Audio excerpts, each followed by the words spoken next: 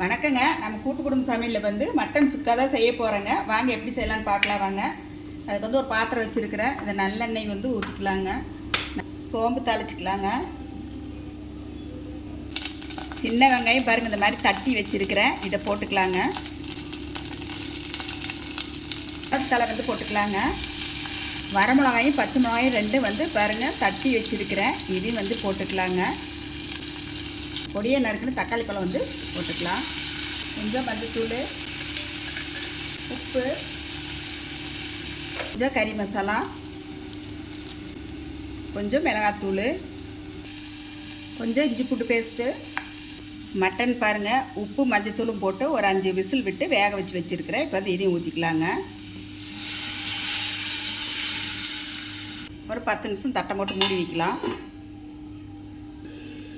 தட்டம் எடுத்து பார்த்துக்கலாங்க. மல்லித்தலை வந்து கொஞ்சம் போட்டுக்கலாம். மிளகுத்தூள் போட்டுக்கலாங்க.